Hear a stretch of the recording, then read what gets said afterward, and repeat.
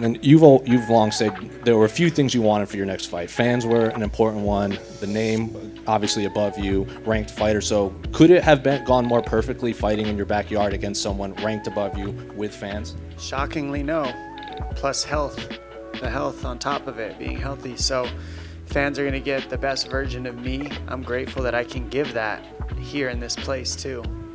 Do you feel like you're still in your prime, or maybe entering a rebirth of your prime? And the only reason why I asked that is because you're obviously entering a stage of your career. You're going to be 37 soon, where some people might wonder, if this is coming towards the end. But at the same time, we all know you missed a lot of fights. You left a lot of fights on the table, given your injury history. So, do you feel like you're still in your prime? Because we've heard you talk about wanting to fight the guys above Chito after this, which means you must clearly think you're still gunning for a championship.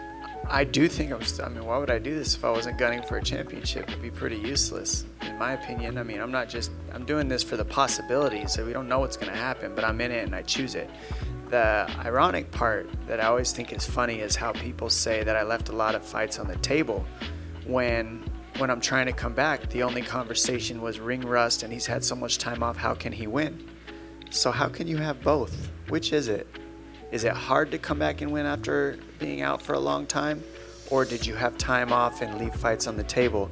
Is the question I would not just leave to media, but to everybody out there thinking about this. Like, which is it? Is it I came back after layoffs and fought the best on the planet that had been continually active, and people are supposed to say that that's what you're supposed to do if there was a right and wrong.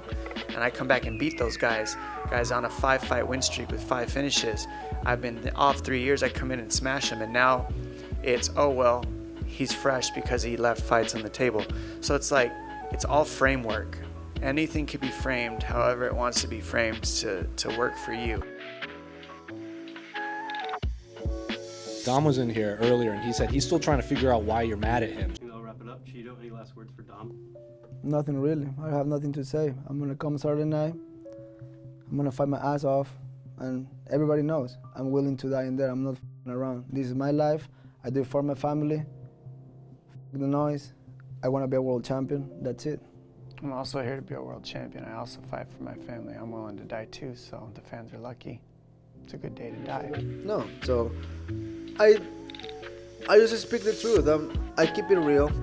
I don't think fighting is a pretty thing. I'm not in here to shake hands or bow to each other. Looking at his skill set in the octagon, when he came into the UFC, a lot of fans and pundits would call him unorthodox and unique with his footwork and head movement. Now, like almost a decade removed from that, is his fighting style still unique, or is a lot of people just caught up to him? Honestly, at the beginning, he was fighting a lot of 125ers. So I think you can do a lot of craziness when you're fighting guys that are like 20 inches smaller than you. Like he fought Benavides, Demetrius, Faber.